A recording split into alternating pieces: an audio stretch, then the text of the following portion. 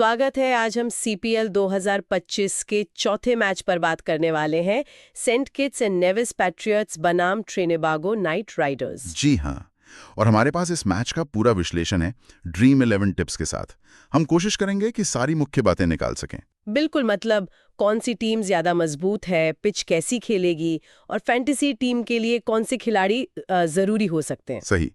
तो ये मैच है 17 अगस्त को वॉर्नर पार्क, बासेटेरे में। भारतीय समय के हिसाब से रात 8:30 बजे। तो चलिए शुरू करते हैं पिच से ही। वॉर्नर पार्क, क्या उम्मीद करें? देखिए, वॉर्नर पार्क की पिच ना आमतौर पर थोड़ी धीमी रहती है। धीमी मतलब? स्पिनर्स के लिए मदद। हाँ, स्पिनर्स को मदद मिलती है, खासकर बीच के ओवरों में।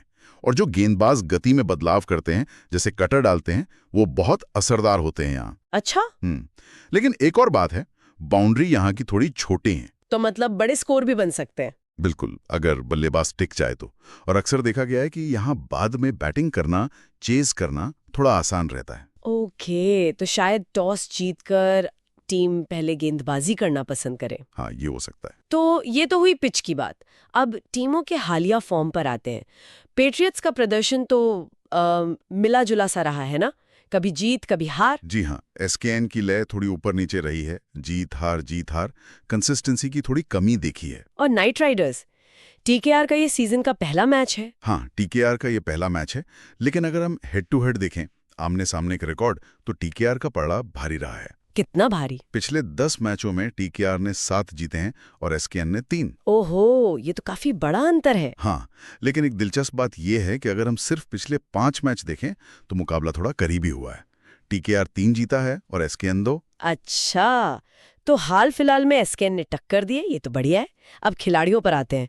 एसकेएन की तरफ से किन पर नजर रखनी चाहिए? एसकेएन के लिए देखिए आंद्रे फ्लेचर, वो जबरदस्त फॉर्म में है, ओपनिंग करते हैं। हाँ, उनका नाम तो काफी सुन रहे हैं। बिल्कुल। फिर काइल मेयर्स हैं, मिडिल ऑर्डर में भरोसेमंद बल्लेबाज और गेंद से भी योगदान दे सकते हैं। इस पिच पर उनका रोल अहम हो सकता है। All round value. जी। और गेंदबाजी में वकार सलामखेल, ये लेग स्पिनर हाल में एसकेएन के लिए सबसे ज्यादा विकेट लेने वालों में से रहे हैं।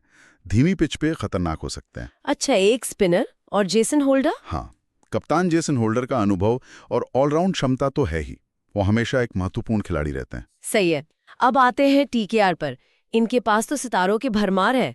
निकोलस पूरन सबसे पहले जहन में आते हैं। बिल्कुल, पूरन तो है ही, टी20 के शायद सबसे खतरनाक बल्लेबाजों में से एक। स्ट्राइक रेट कमाल का है। लेकिन क्या ये धीमी पिच उन्हें शुरुआत में परेशान कर सकती है? ये देखना होगा, लेकिन पूरन जैसे खिलाड़ी कहीं भी कभी भी मैच पलट सकते हैं। फिर हैं सुनील नारायण। हाँ, नरेन। इस मैदान पर उनका रिकॉर्ड कैसा है? बहुत अच्छा, वो यहाँ लगातार विकेट लेते रहे। उनका अनुभव और स्पिन खासकर इस पिच पर उन्हें बहुत खतरनाक बनाता है। और अकील हुसैन भी तो है। जी हाँ, अकील हुसैन बहुत किफायती गेंदबाजी करते हैं, रन रोकते हैं और विकेट भी निकालते हैं। एक और अच्छा स्पिन विकल्प। तो टीकेआर के पास स्पिन में काफी वैरायटी है। बिल्कुल। बल्लेबाजी में टॉप पर एलेक्स हिल्स हैं, वो तेजी से रन बना सकते हैं। और तेज गेंदबाजी में मोहम्मद आमिर का अनुभव और विकेट लेने की क्षमता है। वाह, मतलब दोनों टीमों में मैच जिताने वाले खिलाड़ी हैं।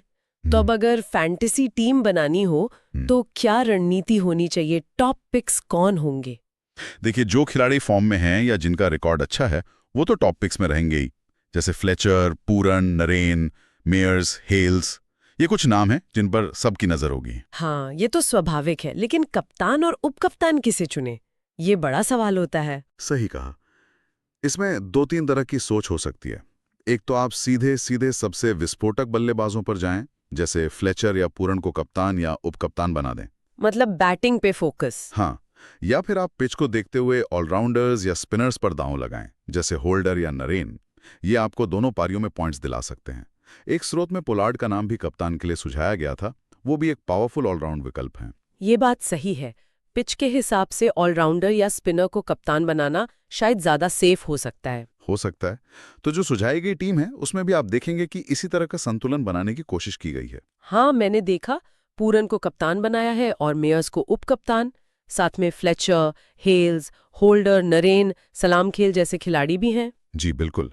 कोशिश यही होनी चाहिए कि विस्फोटक बल्लेबाज हों, भरोसेमंद ऑलराउंडर हों और विकेट लेने वाले गेंदबाज, खासकर स्पिनर्स का अच्छा मिश्रण हो। तो अगर हम सारी बातों को समेटें, टीकेआर का रिकॉर्ड बेहतर है, लेकिन एसकेएन अपने घर पर खेल रही है और हाल में टक्कर दे रही है। हाँ, और पिच धीमी हो सकती है जिससे स्पिनर्स और ऑलराउंडर्स का रोल बढ़ जाएगा। तो मजा आएगा देखने में कि टीकेआर अपने पहले मैच में कैसी शुरुआत करती है और क्या एसकेएन उस जीत हार के चक्र को तोड़ पाती है। बिल्कुल, फॉर्म बनाम प्रतिष्ठा, होम एडवांटेज बनाम ऐतिहासिक दबदबा, ये सब देखने को मिलेगा। और जाते जाते एक सवाल श्रोताओं के लिए छोड़ जाते हैं। जब आप अपनी फैंटेसी टीम चुने तो क्या आप किसी खिलाड़ी की मौजूदा जबरदस्त फॉर्म जैसे फ्लेचर की है उस पर ज्यादा भरोसा करेंगे, या फिर आप एक टीम के मजबूत इतिहास, उसके अनुभवी खिलाड़ियों के संतुलन जैसा टीकेआर के पास है, उसको ज्यादा महत्व देंगे? इस पर सोचिएगा जरूर।